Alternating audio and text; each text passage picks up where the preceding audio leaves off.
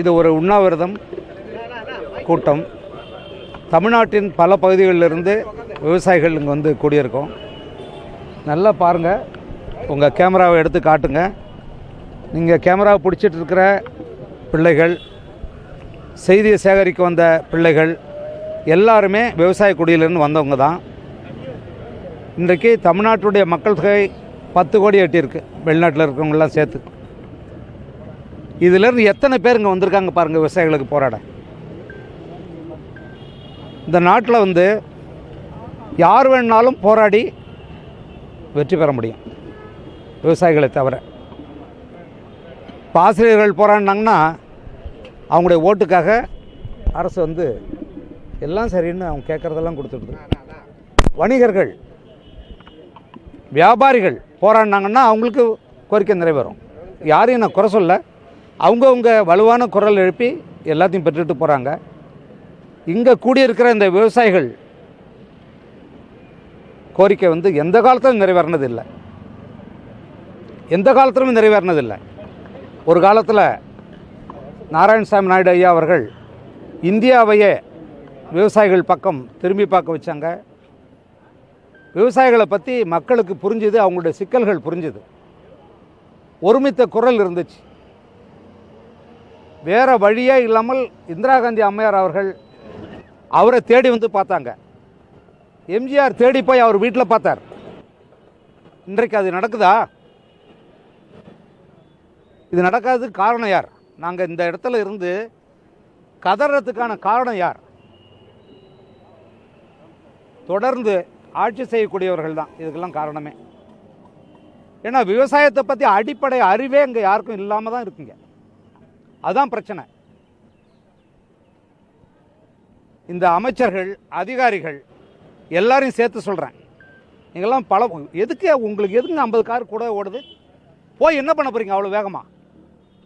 போய் என்னத்துக்கு இழுக்கிறீங்க? அங்கே தமிழ்நாட்டில் சென்னையில் இந்த இங்கே எல்லைப்பகுதியிலேருந்து தொடங்கி கடைசி கோயம்புத்தூர், திருநெல்வேலி வரைக்கும் நீங்கள் போகிறீங்களா நெடுஞ்சாலையில்? எங்கேயாவது ஒரே ஒரு பச்சையை பார்த்துருக்காரா நம்ம முதலமைச்சர் ஸ்டாலின் ஐயா அவர்கள் எங்கேயாவது ஒரு பச்சையை பார்த்துருக்குன்னு சொல்லுங்கள் பார்ப்போம். பார்க்கலையே. எந்த அமைச்சர்களாவது பார்த்துருக்கீங்களா ஒரே ஒரு பச்சையை? ஒரு நிலத்தை பார்த்துருக்கீங்களா? பயிர் செய்யக்கூடிய நிலங்கள் என்னாச்சு? அதை பற்றி உங்களுக்கு அக்கறை இருக்கா? எவனோ தாலி அறுத்து கடன் வாங்கி பட்னி கிடந்து வெயில்லையும் வெள்ளத்திலையும் எல்லாத்துலேயும் கிடந்து விளைவிச்சா அதை பாதிக்கு விலை வாங்கி கமிஷன் வாங்கி அதை வந்து சேமித்து வைக்க கிடங்கு கட்ட வக்கில் உங்களுக்கெல்லாம் எதை வச்சுக்கிச்சு இந்த நீங்கள் வந்து இப்போ தமிழ்நாட்டில் மறுபடியும் வந்து ஓட்டு கேட்குறீங்க எல்லாரும்?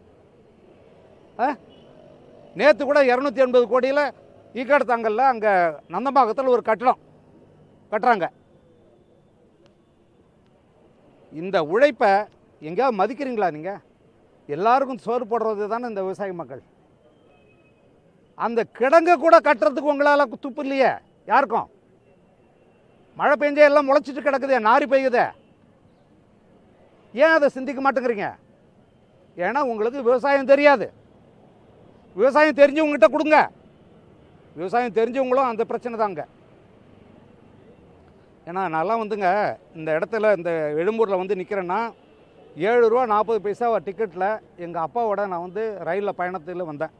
பண்ருட்டியிலேருந்து வந்து இதே எழும்பூரில் தான் நான் இறங்கினேன். இன்றைக்கு இந்த இடத்துல வந்து விவசாயிகளுக்காக நான் பேசுகிறேன். என் மகன் வந்து விவசாயம் பண்ண தயாரில்லை. நான் வேறு வழியெல்லாம் பண்ணிக்கிட்டு இருக்கேன். ஏன்னா அவன் வேலை இல்லாதவன் தான்ப்பா விவசாயம் பண்ணுவான்னு சொல்கிறான். ஏன்னா என்னுடைய மகன்கள் ஒவ்வொருத்தருக்கும் ஒரு நிலத்தை கொடுத்து விவசாயம் பண்ண வச்சேன். நான் பண்ணதில் பயந்துட்டாங்க அவங்க. ஒரு தடவை எனக்கு ஒரு 30,000 ரூபா லாபம் கிடச்சிது, வேர்க்கடலை போட்டேன். அடுத்து ஒருத்தவங்க எள்ளு போட வச்சேன். நம்புங்களா நீங்கள்? 64,000 ரூபா செலவு பண்ணேன். கடவுள் சத்தியமாக 1 ரூபாய் வரல, 1 ரூபா வரல. நான் தாங்கிக்கிட்டேன். இந்த ஏழை விவசாயிகள் எப்படி தாங்குவாங்க? இதுக்கு என்ன திட்டம் வச்சுருக்கீங்க? நாக்கு கூசாமல் சட்டமன்றத்தில் நாங்கள் பட்ஜெட் வந்து தாக்கல் பண்ணிக்கிட்டு 2 லட்சம் கோடிக்கு வெறும் 6,000 கோடி தான் வந்து குறையுது. அதாவது 1,96,000 கோடி விவசாயத்துக்கான வேளாண்மை திட்டங்களுக்காக அரசாங்கம் பல்வேறு திட்டங்களுக்கு செலவிட்டுருக்குன்னு சொல்கிறீங்க. அதெல்லாம் உண்மையிலே செலவிட்டுருந்தா நாங்கள் எல்லோரும் எங்கே இருப்போம்? இந்த மூஞ்ச பாருங்கள், 2 லட்சம் கோடி அனுபவித்த கூட்டமாவது பாருங்கள். எங்கே எல்லாம் பேப்பரில் தான் போய்கிட்டு இருக்கு உக்காந்துக்கிட்டு. ஏன் உங்கள் வீட்டில் பிள்ளைகளாக இருக்காங்களே, நான் தரேனே 1 ஏக்கர் நிலம் தரேன். எனக்கு நிறைய நிலம் இருக்குது. எங்கள் தாத்தாவோட நிலம் இருக்குது, அப்பாவோட நிலம் இருக்குது, நான் சம்பாதிச்ச நிலம் இருக்குது. கொஞ்சம் எல்லாரும் அரசியல் ஏன் தொடர்ந்து நீங்கள் அரசியல் இருந்துக்கிட்டே இருக்கணுமா? எம்எல்ஏவாக இருந்துக்கிட்டே இருக்கணுமா? எம்பியாக இருந்துக்கிட்டே இருக்கணுமா? ஆண்டுக்கிட்டே இருக்கணுமா? ஒரு வருஷம் வந்து விவசாயம் பண்ணுங்க எல்லாரும். உங்கள் வீட்டில் பொண்டாட்டி பிள்ளை பேர பிள்ளைங்க எல்லோரும் கூட்டுவாங்க. எல்லாரும் 1 ஏக்கர் நிலம் தரேன். அன்னைக்கு தெரியும் உங்களுக்கு இந்த விவசாய மக்கள் எவ்வளோ கஷ்டப்படுறாங்கன்னு. விவசாயிகளை எல்லாரையும் சேர்ந்து ஏமாத்துறீங்க, எல்லாரும் சேர்ந்து ஏமாத்துறீங்க. பொதுமக்கள்னு சொல்லக்கூடியவங்களும் தான். எந்த பொருளையாவது நீங்கள் விலை கேட்குறீங்களா? அவன் என்ன சொல்கிறானோ அதை கொடுத்துட்டு வாங்கிட்டு வந்துடுறீங்க. ஆனால் விவசாய பொருள் மட்டும் எவ்வளோ குறைவாக இருக்கா, வாங்கி வச்சுக்க. அட பாவி, இதை விளைவிச்சவன் ரோட்டில் கொட்டிட்டு போகிறானே, இவன் வாழ்க்கை என்ன ஆகும்னு ஒரு மக்களாக சிந்திச்சிங்களா? இல்லை. என்ன கல்வி கற்றுத்தரீங்க?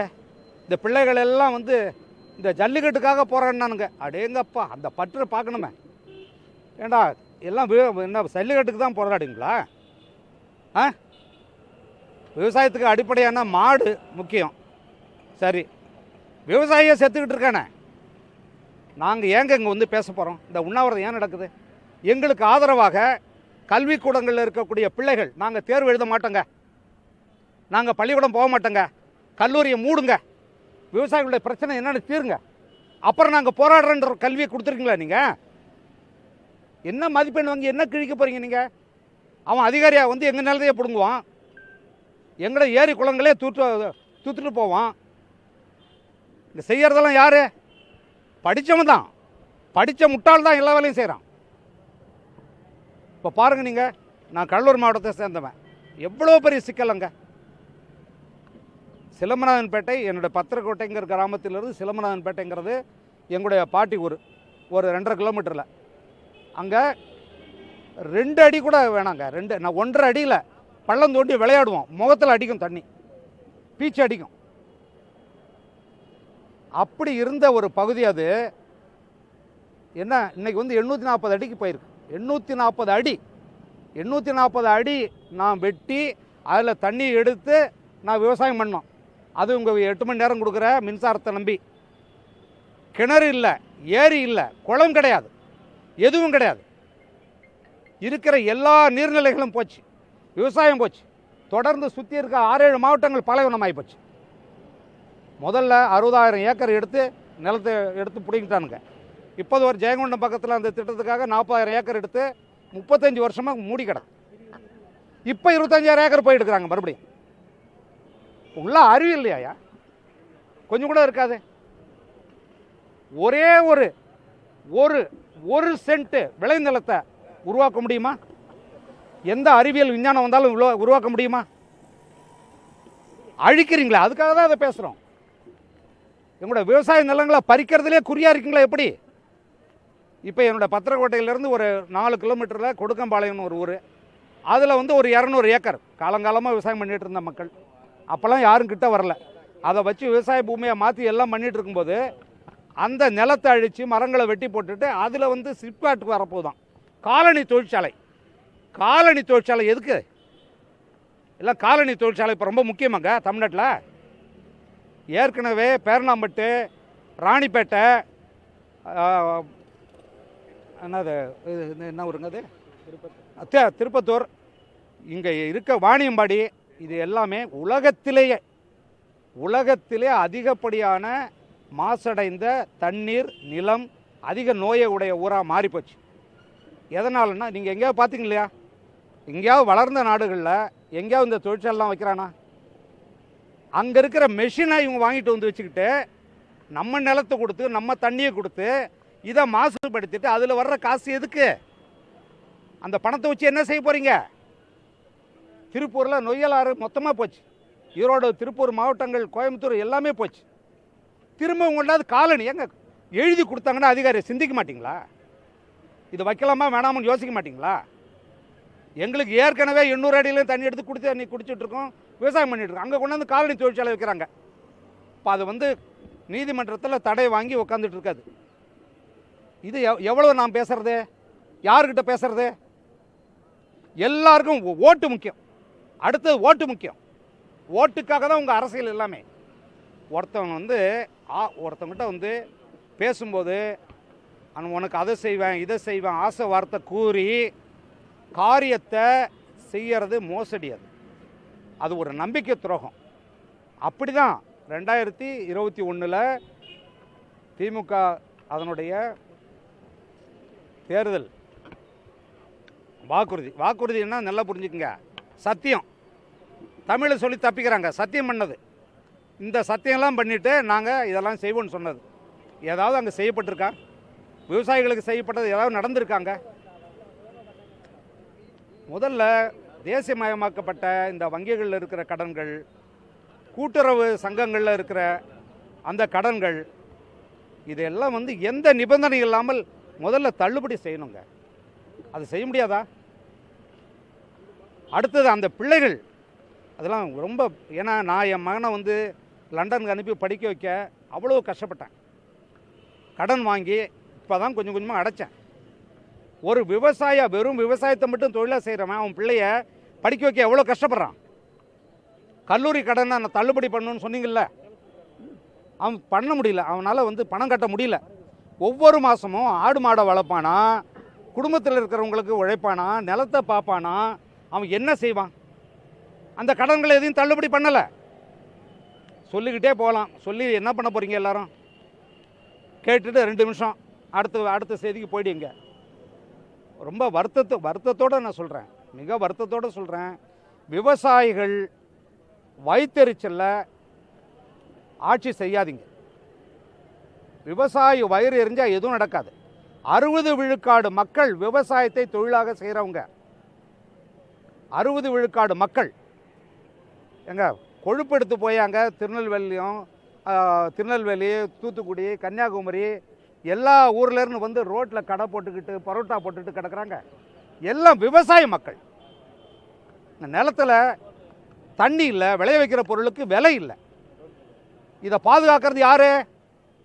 பாதுகாத்து தர வேண்டியது யாரு? விவசாயிகளுக்கு தண்ணி தரணுமா இல்லையா? அதை செய்கிற எங்கேயாவது ஒரு திட்டம் இருக்கா உங்ககிட்ட? ஒரு திட்டம் சொல்லுங்க. இந்த மதுரை நகர் ஏரி பாருங்க, 52,600 ஏக்கரம். அந்த ஏரி போய் பாருங்க, நெட்டில் இருக்கு பாருங்க. இப்போ என்ன ஒரு 19,000 ஏக்கர் தான் இருக்குது.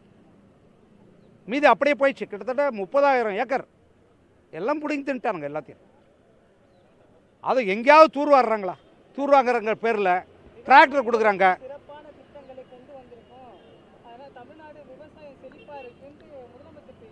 நீங்கள் முதலமைச்சர்கிட்ட கேளுங்களேன் எந்த வகையில் செழிப்பாக இருக்குன்னு. நான் கேட்டாங்களா ஒரு கேள்வி? சென்னையிலேருந்து புறப்பட்டு போங்க, தமிழ்நாடு முழுக்க பயணம் பண்ணுங்க, எங்கேயாவது நீங்கள் போகிற சாலையில் ஒரு பச்சை இருந்தால் காட்டுங்க முதலமைச்சரேன்னு கேளுங்களேங்க. அங்கெல்லாம் கேட்க மாட்டீங்க. ரொம்ப அதாவது விவசாயிகள் முன்னாடி அவங்க கடனிலிருந்து மீளணும்.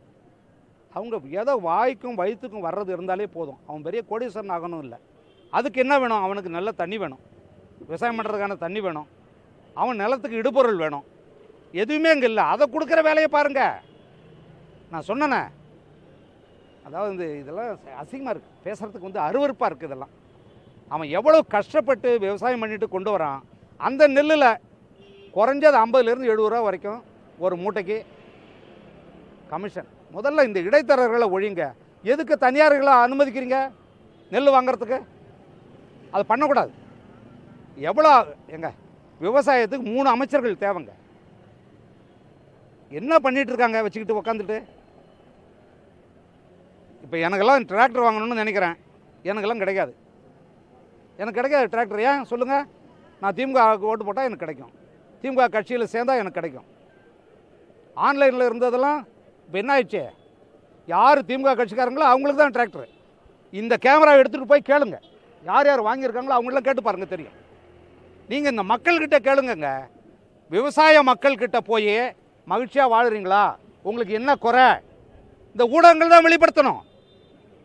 ஊடகங்களுக்கு அந்த கடமை இருக்குது, பொறுப்பு இருக்குது எல்லாருக்குமே.